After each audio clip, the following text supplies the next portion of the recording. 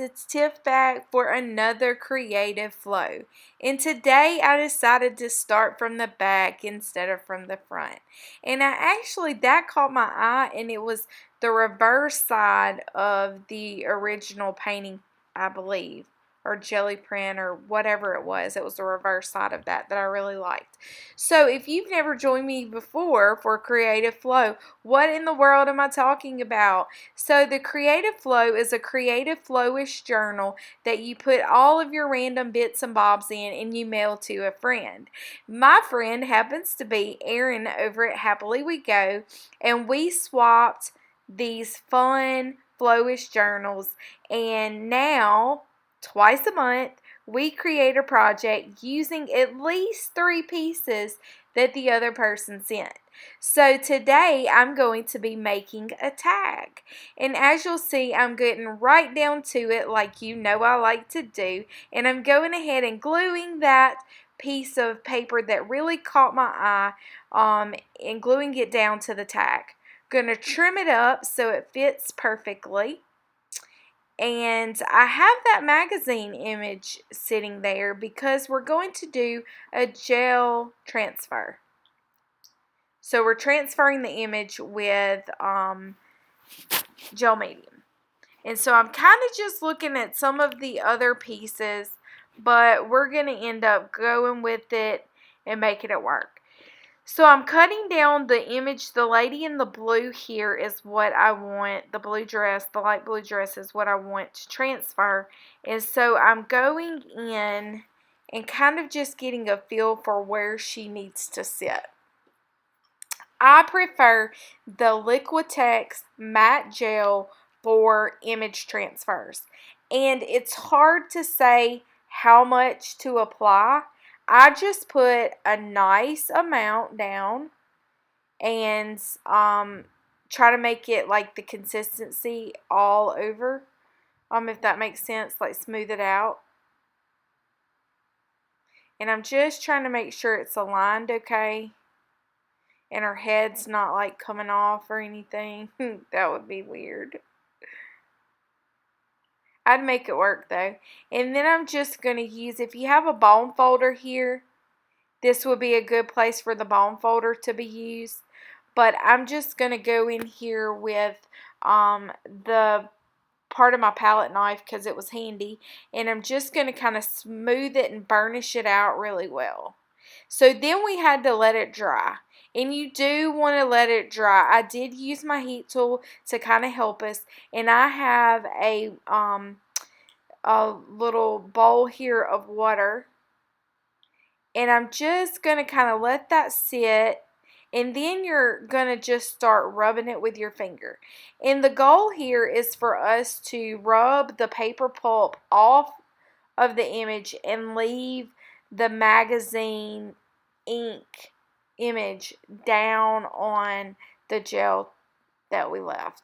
So it is trial and error, I will say. It is kind of hit or miss if your transfer is going to come out all in one piece, or it's going to have some unique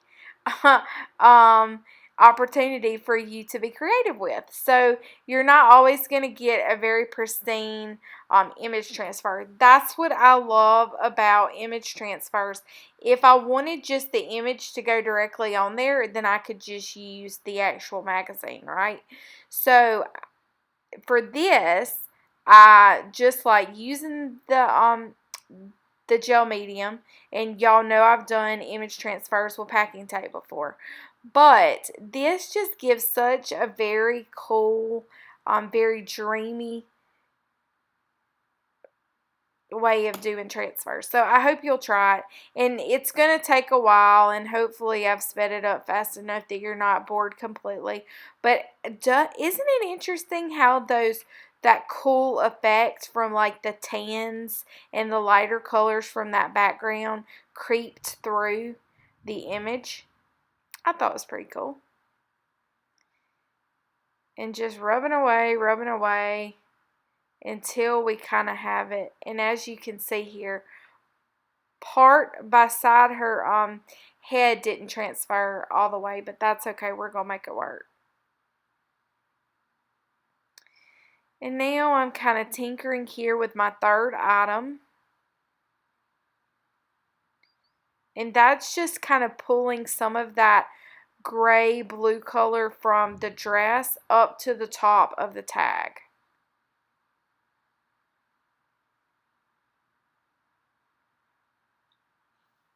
Just trimming that off out of camera here. Trimming that paper off to make the tag nice. Got it. And now my third item, I'm going to use this. I don't know what it was. It was like a some type of die cut that I'm actually going to use some Deco Arts gesso with a little stencil brush, and I'm just going to go in and use this randomly around the image, kind of soften it up in some places. But I really thought that was a cool little stencil to use too, instead of just using it, you know, to glue down as a die cut. So take a look through your die cuts and see if you have some that you could use as a stencil as well.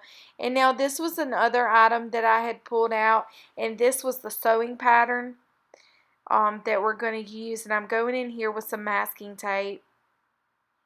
I love how masking tapes add some very cool interest and texture to the background.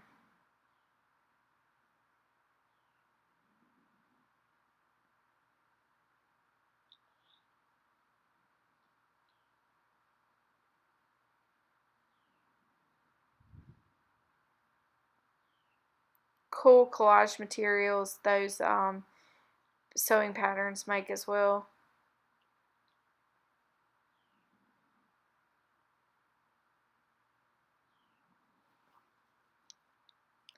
And I'm kind of pulling that beige color that's in the middle of her dress that transferred. This is crackle paste. If you don't have crackle paste, you know I love crackle paste. Deco Arts is the best that I've tried. And oh man, it's just so good and delicious when it cracks good.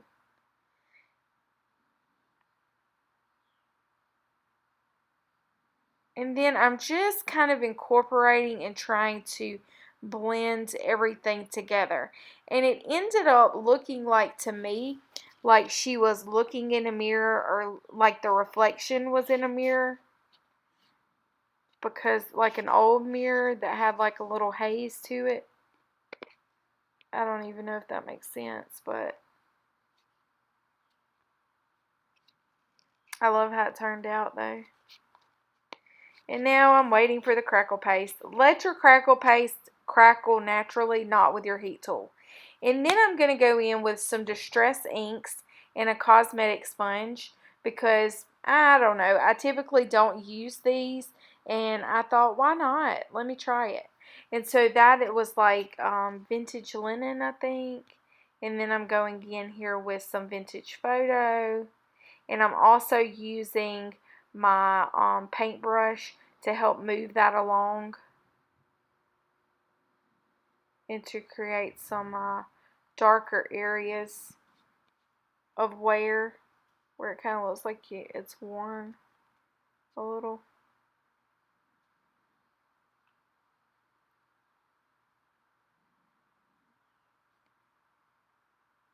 Gonna let it dry really well. And I'm really, really, really liking this. Very, very cool how it turned out, in my opinion.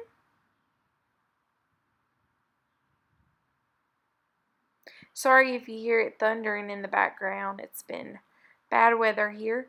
And now I'm going to take Gilder's paste in patina, which kind of is like a shoe polish smell to it. You can use it on metals. You can use it on paper as well.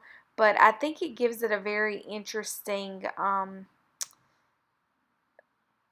like color. And I did go a little heavier than what I had anticipated whenever I smushed it all in. And you can kind of see how the texture is picking up. And so I went a little heavy on that. But I love that patina color. So I do go back, and I'm going to go back with a little bit of gesso and just bring those whites, those light whites, back and make it a little grungier with that gesso. And now I'm going to take, this was some eco-dyed muslin material. Sorry, I'm still a little zoomed in here for y'all. And I'm also going to take some, just some twine that I had on my desk. And I'm going to end up using that as the ribbon to go through the top of the tag.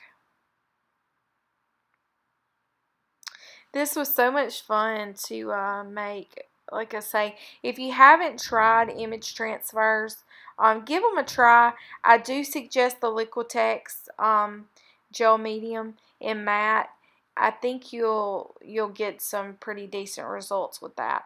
And now I'm going to take, these are I think called Tim Holtz clipping stickers, and I'm going to use that at the bottom there. But first I'm going to use some twine, and it's actually sewing thread, but the blue was too blue, so I ended up going with like a cream color. And then I'm going to use a little piece of the pattern at the bottom there to kind of break up the monotony from the background. So I hope you really enjoyed today's creative flow.